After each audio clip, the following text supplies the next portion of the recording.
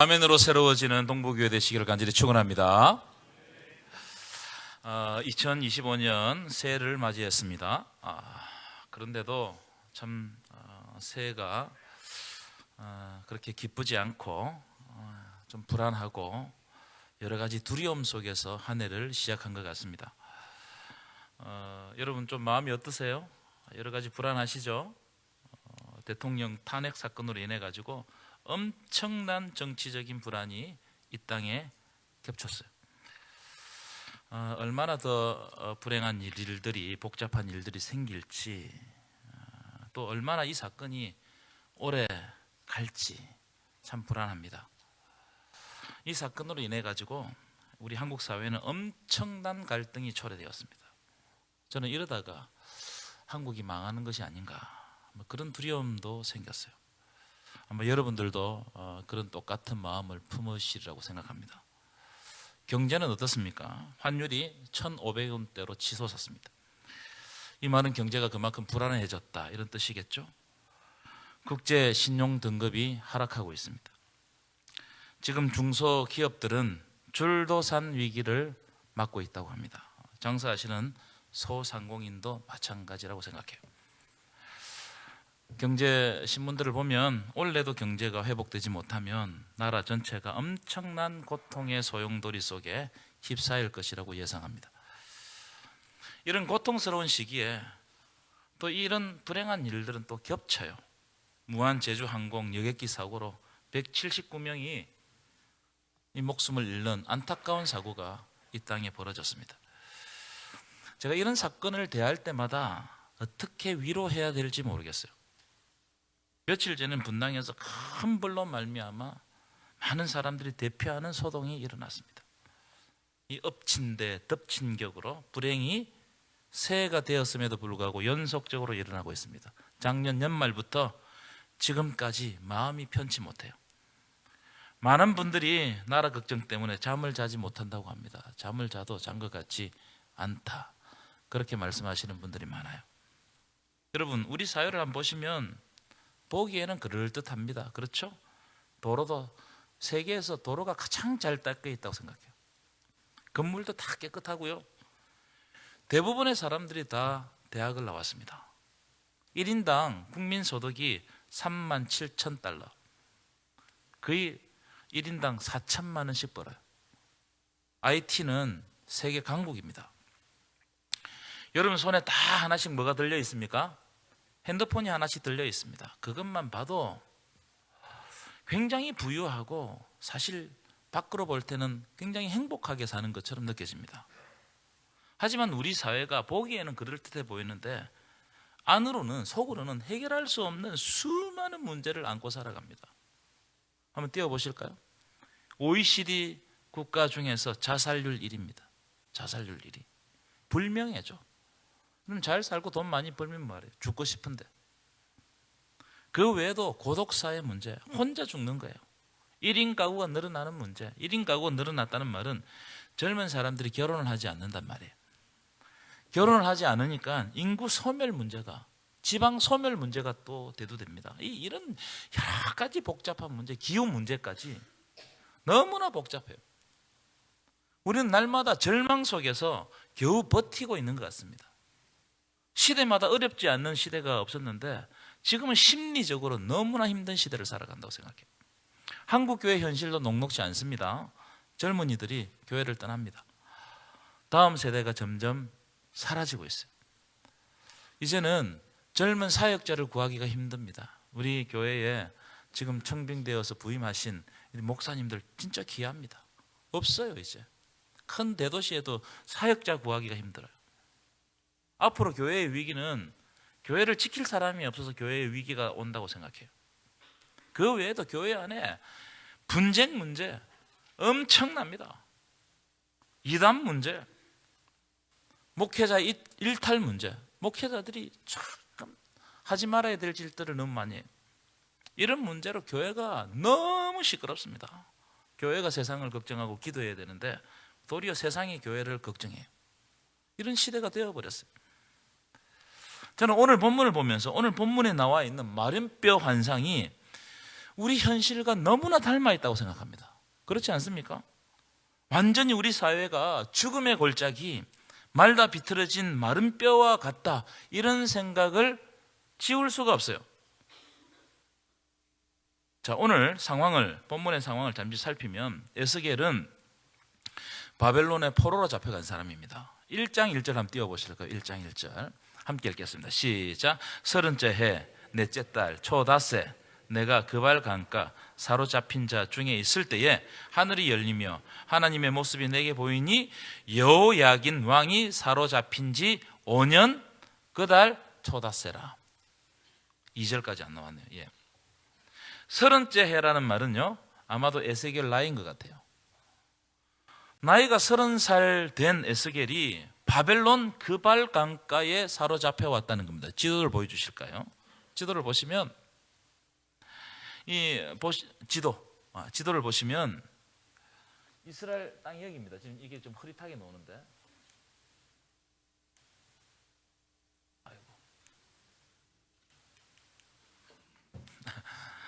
하여튼 지도를 보시면 이스라엘 땅이 여기 왼쪽에 있죠? 그런데 저기가 그발 강가입니다. 그러니까 바벨론 왕이 이스라엘 백성들을 사로잡아 가지고 바벨론의 가장 끝부분에다가 갖다 데려놓고 정착시켰어요. 가장 구석탱이에 돌아오지 못하도록. 자, 그런데 사로잡힌 지 5년이라고요. 5년. 사로잡힌 지 5년이라는 말은 에스겔이 포로로 잡혀갔을 때 나이가 25세라 이 말이에요. 에스겔이 지금은 제사장입니다. 이스라엘 민족의 제사장들은 25세가 되면 제사장의 직무를 수행하게 되어 있습니다. 25세가 된 에스겔은 이제 제사장이 되어가지고 하나님의 직무를 수행하려고 하는데 유대 민족이 멸망당해가지고 이곳 포로로, 그발강가에 포로로 잡혀와가지고 노역을 심하게 했어요.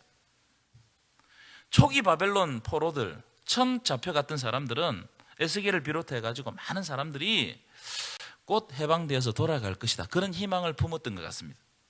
특히 에스겔은 제사장으로서 하나님의 비전을 꿈꾸는 그런 젊은이 아니었겠습니까? 해방이 되면 이제 돌아가면 이스라엘, 이 나라, 우리나라 이스라엘을 온전히 하나님께 예배 드리는 나라로 만들겠다, 이런 다짐이 있지 않았겠어요? 근데 그런 날이 안 와요. 자꾸 시간이 지나가는 겁니다. 오히려 더 힘든 일만 주어진단 말이에요. 오늘 본문은 해방의 날, 학수고대하던 날이 오지 않고 에스겔 전체 상황에 비추어 보면 어느덧 20년 정도 가까이 흘러버렸어요. 에스겔은 하나님을 향한 비전을 품은 젊은이였지만 그발 강가에서 아무것도 할 수 없고 아무 의미도 없는, 그리고 아무 소망이 없는 날을 한 20년 가까이 흘려보낸 겁니다. 이러니까 절망이 심화된단 말이에요. 자, 그리고 오늘 본문은 하나님께서 뼈가 가득한 골짜기로 에스겔을 인도하셨습니다. 그림을 한번 보여주실까요? 저런 골짜기로 하나님이 에스겔을 인도하셨어요. 여러분, 저런 골짜기 가면 어떻겠습니까? 여러분 마음이. 자, 37장 1절 2절입니다. 37장 1절 2절 함께 읽겠습니다. 시작. 여호와께서 권능으로 내게 임하시고 그의 영으로 나를 데리고 가서 골짜기 가운데 두셨는데 거기 뼈가 가득하더라. 2절입니다. 시작. 나를 그 뼈 사방으로 지나가게 하시기로 본즉 그 골짜기 지면에 뼈가 심이 많고 아주 말랐더라. 하나님이 인도하신 골짜기에 가 보니까 뼈들이 가득한데 뼈들이 심이 많고 또 심이 말랐다는 거예요. 뼈들이 심이 많았다는 말은 여기에서 엄청난 사람들이 죽었단 말이에요. 그렇죠? 어떤 전쟁이 있었는지 전염병이 있었는지 모르겠지만 사람들이 한꺼번에 여기서 이 골짜기에서 죽은 거예요. 여러분, 많은 사람들이 한꺼번에 죽으면 그 애통을 감당할 수 있습니까? 우리가 그런 사건들이 있었지 않습니까? 어떤 사람이 한꺼번에 그 한 장소에서 죽으면 그 애통을 감당할 수가 없어요. 그리고 심이 말랐더라. 심이 말랐다는 말은 죽은 지 오래되었다 이 말이에요. 죽은 지 오래되었어요. 죽은 지 오래되었다는 말은 소생할 기미가 없다 이 말이에요. 회생 불가능하다. 전혀 소망이 없단 말이에요. 완전히 죽음에 압도된 골짜기를 에스겔에게 하나님께서 보여주신 거예요. 여러분, 그럼 왜 하나님이 에스겔에게 이 골짜기를 보여주셨을까? 이 죽음의 골짜기를. 그 이유는 이 죽음의 골짜기, 마른 뼈의 상황이 아무 소망도 없고 절망 중에 있는 이스라엘 백성들을 그대로 보여주는 겁니다. 낙심하고 있는 에스겔의 상황을 그대로 보여주는 거예요. 저는 지금 고통당하고 있는 우리 민족의 상황도 죽음의 골짜기, 마른 뼈와 같은 상황이 아닌가, 그런 생각을 했습니다. 당시 바벨론에 포로로 잡혀간 이스라엘 백성들을 보니까 이 뼈들처럼 허무에 빠져있고 뼈들이 바싹 마른 것 같이 아예 소생할 기미가 없는 겁니다. 암담한 현실 속에서 그저 절망하고 살아가는 겁니다. 사로잡혀간 지 몇 년 동안은요, 에스겔을 비롯해가지고 많은 사람들이 이제 돌아갈 것이다, 그런 꿈을 꾸었을 거예요. 회복된다, 한번 기다려보자, 곧 간다, 이런 생각을 했을 거예요. 그러나 세월이 지나가면서 그 꿈들이 절망으로 바뀌는 겁니다. 그 절망은 이제 회생 불가능한 것으로 인식되어 버렸어요. 아, 이제 안 된다. 그래서 그들은 이렇게 생각했을지 몰라요. 여러분, 절망이 깊은 절망 가운데 빠지면 이런 생각을 합니다. 하나님이 안 계신 거 아닌가? 하나님이 죽은 거 아닌가? 어떻게 우리를 이 이방 땅에 내버려 둘 수 있단 말인가? 여러분, 이런 생각 하겠어요, 안 하겠어요? 하나님의 백성들인데. 우리는 하나님의 선택한 선민이단 말이에요. 그러면 누가 구원해 줘야 됩니까? 하나님이 구원해 주셔야지 뭐 마루둑신이 구원해 주겠어요? 그런데 이 절망의 시간이 오래되니까 하나님 안 계시는구나, 하나님이 우리를 버렸구나, 혹은 하나님은 더 이상 우리에게 소망을 줄 수 없구나, 이런 생각이 드는 겁니다. 절망이 깊어지면. 그것이 바로 오늘 마른 뼈가 상징하는 것이단 말이에요. 그러나 여러분, 오늘 본문을 처음부터까지 37장을 처음부터까지 쫙 살펴보면 오늘 말씀은 절망의 말씀이 아니라 소망을 주는 말씀이에요. 소망을 주는 말씀. 자, 오늘 본문 1절 볼까요? 1절입니다. 이런 대목이 있습니다. 여호와께서 권능으로 내게 임재하시고, 이 권능이라는 말은 히브리어로 야다라는 말입니다. 야다는 손을 의미합니다. 손. 이 무슨 말이냐면 지금 이 절망의 시간에도 여호와께서 손을 들어 이곳으로 옮기신다는 겁니다. 여호와의 손이 나를 간섭하신다는 거예요. 여러분, 여호와의 손이 지금 절망을 당하고 있는 우리들을 간섭하시는 줄 믿으시기를 축원합니다. 간섭하고 있어요. 그리고 그의 영으로 나를 데리고 가서 골짜기 가운데 두셨다는 겁니다. 하나님의 영이 절망하고 있는 에스겔을 가만두지 않으시고 절망의 골짜기로 데리고 와서 뭔가 교훈을 주신다는 거예요. 무슨 말이냐면 하나님께서 에스겔에게 이 뼈가 가득한 골짜기, 이 죽음의 골짜기를 직접 보게 하셨다는 거예요. 자, 그럼 왜 하나님께서 에스겔에게 이 절망의 골짜기, 죽음의 골짜기를 보게 하셨을까? 그것은 이스라엘의 영적 상태를 이 눈으로 확인해 보라는 거예요. 이 눈으로. 무슨 말입니까? 절망하고 있는 너희들이 바로 이 죽음의 골짜기다, 이 마른 뼈들이다, 이게 너희들의 영적 상태라는 거예요. 우리의 영적 상태가 이런 상태가 아니란 말이에요. 여러분, 병원 가서 진단을 받고 검사를 받고 진단받고 병을 알아야 치료가 가능합니다. 그것과 같이 너희들의 상태를 한번 살펴보라는 겁니다. 너희들의 상태가 얼마나 심각한지 되돌아보라는 거예요. 상태를 알면 고칠 수가 있습니다. 만약 운동선수가 부상을 당했어요. 상태가 심각합니다. 그런데 그 상태를 점검하지 않고 치료하지 않고 계속 운동을 하면 어떻게 되겠습니까? 그야말로 심각한 상황이 되는 겁니다. 운동선수의 생명이 끝날 수 있어요. 오늘 본문도 마찬가지입니다. 하나님께서 에스겔에게 지금 너희의 상태가 진짜 심각하다, 너희들의 상태가 절망의 골짜기다, 죽음의 골짜기다, 마른 뼈다, 죽어 말라 비틀어져 있다. 여러분, 혹시 이 이야기가 우리들의 이야기 아닙니까? 저와 여러분들의 이야기 아닙니까? 여러분, 여러분들에게 물으십시오. 질문하십시오. 나는 영적으로 건강한가? 여러분, 괜찮으세요? 혹시 마른 뼈가 아닙니까? 죽음의 골짜기가 아닙니까? 여러분 가운데 절망이 있지 않습니까? 여러분 가운데 말해서 다 불안과 여러 가지 하나님을 의지하지 못하는 그런 마음들이 여러분에 있지 않습니까? 제가 이 말씀을 묵상하다가 문득 떠오르는 장면이 있었어요. 민수기 13장입니다. 민수기 13장. 민수기 13장 여러분들 잘 아시는 것처럼 모세가 광야에서 한 지파에 한 명씩 뽑아가지고 가나안 땅으로 12명을 정탐꾼을 보냈어요. 그런데 정탐하고 돌아온 12명의 정탐꾼 중에 10명의 정탐꾼이 그 땅에 올라가면 큰일 난다는 거예요. 안 된다는 거예요. 그들이 얼마나 강한지, 그들은 안악작손이다. 안악작 거인이거든, 거인. 그 땅에 가면 거인들이 있더라는 거예요. 그리고 그들이 쌓은 성이 얼마나 높은지, 성이 마치 하늘에 닿은 것처럼 그렇게 높더라는 겁니다. 지금 우리가 올라간 백전백패다 이거예요. 올라가지 말자.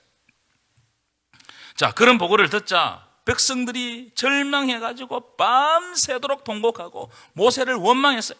그리고 말합니다.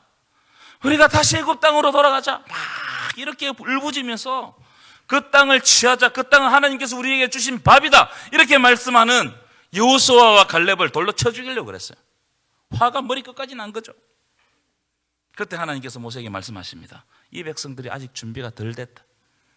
지금부터 40년 동안 광야에서 방황할 것이다. 이 말을 전하니까요, 이스라엘 백성들이 갑자기 아침에 일어나더니 우리가 범죄했습니다, 우리 다시 올라가겠습니다 하면서 전쟁을 준비하는 거예요.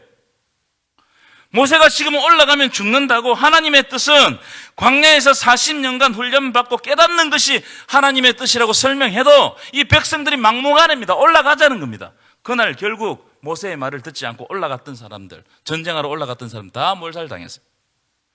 왜냐하면 자신의 상태를 모르는 거예요. 하나님과 분리되어 있는 이 상태를 모르는 거예요. 자신의 신앙적, 영적 상태를 모르면 어떻게 됩니까? 이렇게 된다 이거예요.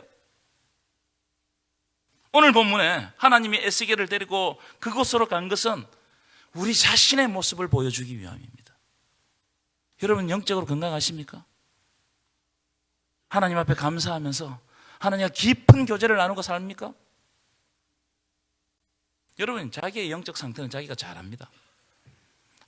아무리 은혜로운 간증을 많이 하고 자기 신앙생활을 잘한다고 내가 이렇게 섬기고 저렇게 섬기고 이렇게 자랑을 해도 내 영적 상태가 지금 어떤지 자기 자신은 잘 알아요. 여러분 저를 보면 여러분 담임 목사로서 그럴듯해 보이죠? 안 그렇단 말입니까? 근데 제가 한 번씩 저의 영적 상태를 점검해 보잖아요. 그러면 어떤 때는 마른 뼈들보다 더 심각한 상태를 한 번씩 발견해요. 그때는 굉장히 괴롭습니다. 힘들어요. 연약한 내 모습으로 인해 가지고 세상 앞에 무너질 때가 있거든요. 있어요. 얼마나 허무하고 죽음의 골짜기 같고 마른 뼈와 같이 말라 비틀어져 있는 이 인격이 왜곡되어 있는 모습들을 제가 제 모습을 보면 종종 발견합니다. 여러분 이런 모습을 우리는 가지고 있어요. 그런데 이걸 숨기려고 하면 안 돼요. 숨기려고 하면. 여러분 나의 영적 상태가 적나라하게 드러나는 거, 이것은 어떤 면에서는 하나님의 은혜입니다. 내 상태를 모르면 더 심각해질 수 있어요. 그런데 내 상태가 마른 뼈와 같다는 것을 아는 순간 하나님을 의지할 수밖에 없어요. 어디 가겠습니까 여러분? 그런 의미에서 우리의 삶을 보면 절망하는 순간에 하나님을 만날 때가 많습니다. 늘 하나님이 우리를 찾아오시지만 우리가 그때는 몰라요. 평소에는 모르다가 내가 절망하는 그 순간에 하나님을 만날 때가 많아요. 절망하지 않고 내 상태를 모르고 내 잘난 척하면서 살아가면 하나님의 은혜를 경험하지 못하는데, 근데 어떤 절망하는 그 순간에 하나님의 은혜를 발견할 때가 많아요. 그래서 어떤 의미에서는 죄책감은 하나님의 은혜라고 생각합니다. 죄책감은. 에덴 동산에서 범죄한 아담이 어떻게 했어요? 하나님께 불순종한 이게 너무 두려운 거예요. 자기가 벌거벗은 것이 너무나 부끄러웠어요. 그래서 숨었습니다. 죄책감이라는 것은 뭐냐 하면 두려움과 부끄러움이 동시에 오는 거예요. 이게 죄예요. 그런데 아담과 하와가 부끄러움과 두려움에 빠져 숨어 있을 때 누가 찾아옵니까? 아담과 하와가 하나님을 안 찾습니다. 누가 아담과 하와를 찾아요? 반대예요. 하나님이 오시는 거예요. 하나님이 찾아오시는 거예요. 왜 찾아오십니까? 범죄한 아담과 하와를 회복하기 위해서 찾아오십니다. 여러분 오늘 이 시간에 말씀을 통해서 하나님께서 찾아오시는 줄 믿습니다. 그래서 아담을 찾아오셔서 아담에게 가죽옷을 입혀가지고 아담의 부끄러움을 하나님께서 직접 가려주셨어요. 여러분 우리의 부끄러움 절망은 우리가 해결할 수 없습니다. 나에게 부끄러움이 당하고 절망이 있을 때 내가 해결할 수 있는 줄 알아요? 못합니다. 하나님이 가죽옷을 입혀 주실 때 회복되는 줄 믿습니다. 그래서 하나님의 은혜를 구해야 돼요. 여러분, 오늘 말씀을 들으시면서 자기의 믿음의 상태를 점검하시기를 축원합니다. 내 상태가 어떤가?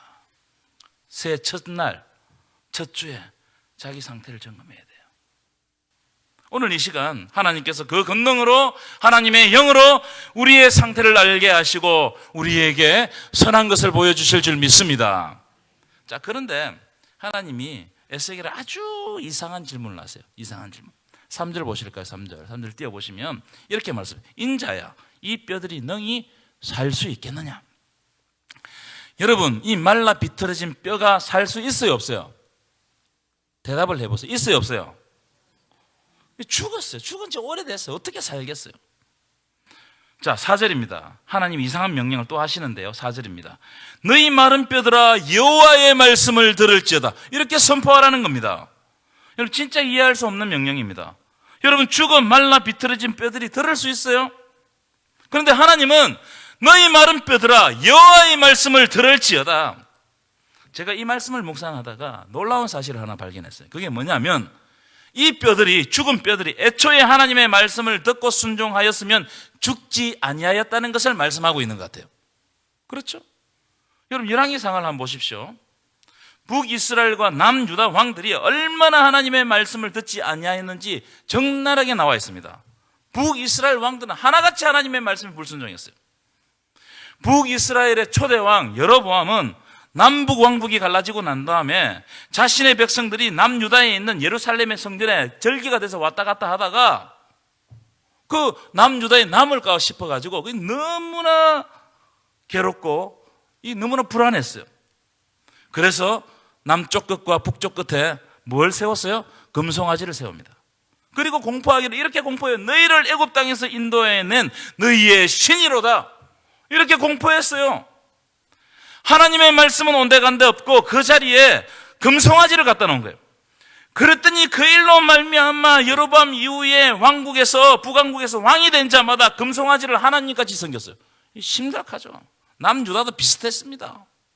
금송아지는 섬기지 않았지만 온갖 우상을 예루살렘에 그 성전 안에다 갖다 놓고 하나님도 섬기고 이방신도 섬겼어요. 이게 종교 혼합주의예요. 이것도 좋고 저것도 좋다 이거예요. 그럼 왜 이런 행동을 했을까? 그 이유는 딱 하나입니다. 나라를 부강하게 만들려고. 이방신을, 나라를 부강하게 만들려고 이방신을 갖다 놓은 거예요. 안정된 나라를 이끌어가기 위한 가장 좋은 방법이 뭔지 하면은 힘 있는 나라들과 동맹을 맺는 거거든요. 당시 다른 나라들과 동맹 관계를 맺으려면 두 가지가 필요했습니다. 첫 번째, 정략결혼이요. 정략결혼. 정략결혼은 두 국가가 동맹국임을 천명하는 거예요. 결혼을 통해 가지고. 그래서 정략결혼하고 나면 두 나라가 사돈지간이 되기 때문에 전쟁을 마음대로 할 수 있을까요, 없을까요? 못하는 거예요. 자신의 딸이 지금 다른 나라에 시집가 있는데 어떻게 전쟁을 하겠어요? 두 번째는 동맹을 맺은 나라들의 신들을 수입하는 겁니다. 신을 수입하는 겁니다. 우리가 같은 신을 섬긴다고 하면서 동질감을 갖는 겁니다. 우리는 같은 신을 섬기는 사이 아니냔 말이에요. 이렇게 동맹을 많이 맺으면 맺을수록 실제로 잘 살았어요. 여러분, 솔로몬 기억하시죠? 솔로몬은 앞서 말한 이 두 가지의 동맹관계를 통해 가지고 나라를 엄청나게 부강했습니다. 나라는 부강해졌는데 그들의 신앙은 엉망이 되어버리고 심지어는 다 하나님의 백성들이 하나님을 떠나버렸어요. 잘 사는 게 뭐가 소용이 있냔 말이에요. 하나님의 백성들이 하나님을 떠나버렸는데. 남유다 역대 왕들도 타락한 이 솔로몬의 행적을 그대로 본받았습니다. 그래서 결국 하나님을 떠나서 솔로몬처럼, 타락한 솔로몬처럼 살다가 바벨론에게 멸망당해 포로로 잡혀간 겁니다. 다시 말하면 이스라엘 백성들이 멸망당한 것은 하나님의 말씀을 듣지 않아서 멸망당한 거예요. 그래서 하나님께서 오늘 에스겔에게 말씀하십니다. 너희 마른 뼈들아 여호와의 말씀을 들으라는 거예요. 죽어있는 영혼들아 오늘 하나님의 말씀을 들으라는 거예요. 믿으십니까? 여러분, 이 말라 비틀어진 뼈들이 하나님의 말씀을 듣는다고 살아나겠어요? 이미 죽었는데? 이성적으로 생각해요. 상식적으로 한번 생각해 보세요. 이거 있을 수 없는 일 아닙니까? 그러나 하나님이 단호하게 말씀하십니다. 너희 마른 뼈들아 여호와의 말씀을 들을지어다. 여러분, 하나님의 말씀은 때때로 이성적이지 않습니다. 때로는 합리적이지 못할 때도 있어요. 때로는 과학적이지 못할 때도 있습니다. 그러나 하나님의 말씀을 들으면 마른 뼈들이 살아나게 될 줄 믿습니다. 하나님의 말씀을 듣는 것이 너무나 중요합니다. 요즘은요, 과학 시대를 넘어서 정보의 시대, 정보의 시대를 넘어서 AI 시대라고 그럽니다. 그렇죠? 챗 GPT한테 물어보면 다 대답해줘요. 한번 해보세요. 요즘 설교도 그렇게 작성하는 분들이 있대요. 딱 여면은 설교가 쫙 나온대요. 그래서 기록된 하나님의 말씀, 선포된 말씀은 마치 미신처럼 느껴질 때가 너무나 많아요. 그렇지 않습니까? 그러나 말씀이 선포되고 그 말씀을 믿을 때 마른 뼈들이 살아나는 거예요. 아멘이십니까? 마른 뼈들이 살아나는 거예요. 이스라엘 백성들이 광야에서 불순종할 때 하나님이 불뱀을 보내가지고 사람들을 물게 했습니다. 모세가 하나님께 기도합니다. 제발 살려주십시오. 그런데 하나님의 말씀이 뭐라고 말씀하시냐? 구리로 만든 뱀을 쳐다보는 자마다 살리라. 여러분, 지금 독이 퍼져서 죽어가고 있는 사람을 살릴 수 있는 방법이 뭐예요? 약을 바르든지 먹든지 의학적인 치료를 해야 될 거 아니에요. 그런데 하나님은 상식적이지 않게 구리로 만든 뱀을 쳐다보라. 그러면 산다는 겁니다. 그런데 그 말씀을 믿고 쳐다보았던 사람들은 다 살았어요. 여러분, 하나님의 말씀의 순수성을 믿으시기를 축원합니다. 그 말씀이 우리를 인도해 가실 줄 믿습니다. 하나님의 말씀이 대언될 때, 선포될 때 그 말씀을 귀담아 듣고 내 마음에 새기고 그 말씀을 내 삶 가운데 적용하면 마른 뼈와 같이 죽어있는 우리의 영혼이 살아나게 될 줄 믿습니다. 두 번째, 이 마른 뼈들이 실제로 어떤 방법으로 살아났는가? 결론부터 말씀드리면 생기가 살게 했다. 생기가. 그래서 하나님의 생기가 너무나 중요하다. 5절입니다. 5절 한번 함께 큰 소리를 읽겠습니다. 시작. 주 여호와께서 이 뼈들에게 이같이 말씀하시기를 내가 생기를 너희에게 들어가게 하리니 너희가 살아나리라. 생기라는 말을 찾아보니까 히브리어로 루하흐입니다. 루하흐라는 말은 호흡, 숨, 바람, 영 이런 뜻을 가진 단어입니다. 이 말이 오늘 본문과 같이 사용될 때는 하나님의 숨결 또는 성령으로 사용되는 단어예요. 성령. 그래서 흙과 같은 존재에 하나님의 숨이 들어가면 생명이 살아 움직이는 영이 되는 겁니다. 다시 말하면 하나님의 루하흐가 작동했기 때문에 살아있게 되었다 이 말이에요. 그래서 7절에 보면 에스겔이 하나님의 말씀대로 대언했습니다. 그랬더니 소리가 나고 마른 뼈들이 움직이고 이 뼈와 저 뼈들이 연합하고 서로 연결되고 뼈에 힘줄이 생기고 가죽으로 덮였습니다. 사람 모양이 되었습니다. 그러나 살아있지는 않았어요. 그런데 하나님의 말씀으로 생기가 들어가니까 그들이 일어서는데 극히 큰 군대가 되었다는 거예요. 여러분, 이 환상을 통해서 무슨 말씀을 하고 싶은 겁니까? 사람은 하나님의 숨, 성령을 통해서 살아난다는 거예요. 아멘이십니까? 이스라엘 백성들은 마른 뼈였습니다. 마치 노예와 같이 잡혀가서 노역을 하고 이미 죽은 모습이나 다름없었습니다. 그런데 그들이 진짜 죽은 자 같이 된 것은 그들의 상황이 어려워서 된 것도 아니고 그들이 노역이 심해서도 죽은 자 같이 된 것이 아니란 말이에요. 그것은 성령을 통해서 하나님과 관계를 가져야 되는데 하나님과 관계가 끊어진 이것이 그들이 죽은 이유다 이 말이에요. 하나님과 올바른 관계성을 가지지 못하는 이게 바로 죽음이다. 여러분, 하나님과 올바른 관계를 가지고 있습니까? 조금 더 설명하면 고국으로 돌아가는 거, 해방되는 거, 고통 없이 사는 것보다 더 중요한 건 뭐냐면 하나님의 백성이 하나님을 잃어버린 거예요. 하나님을 잃어버린 거예요. 바로 이게 하나님의 백성들에게는 죽음이라는 겁니다. 성령과 함께 동행하지 않고 사는 거, 이게 죽음이다. 여러분, 하나님의 백성들은 고통 중에도 마른 뼈와 같은 상황에도 성령으로 하나님과 호흡하면서 하나님과 깊은 관계를 맺고 성령의 인도하심을 따르고 그래서 하나님의 자녀가 되는 것이 하나님의 백성인 줄 믿습니다. 그렇게 살아가면 사는 거예요. 올 한 해 어떻게 살아갈 거냐? 내가 누구 안에 갈 거냐? 누구를 따라 살아갈 거냐? 여러분, 이 시대가 어렵습니다. 정말 어렵습니다. 앞이 보이지 않습니다. 우리의 상황도 녹록지 않습니다. 그러나 성령께서 우리와 함께 하시면 우리가 이 절망의 순간에도 반드시 일어서서 하나님의 극히 큰 군대가 될 줄 믿습니다. 그래서 올 한 해는 성령을 구하십시오. 성령의 통치를 사모하십시오. 성령께서 살게 하실 줄 믿습니다. 그래서 기도할 때 가장 첫 번째 기도 제목이 하나님, 성령이 올 한 해 나와 함께하여 주옵소서.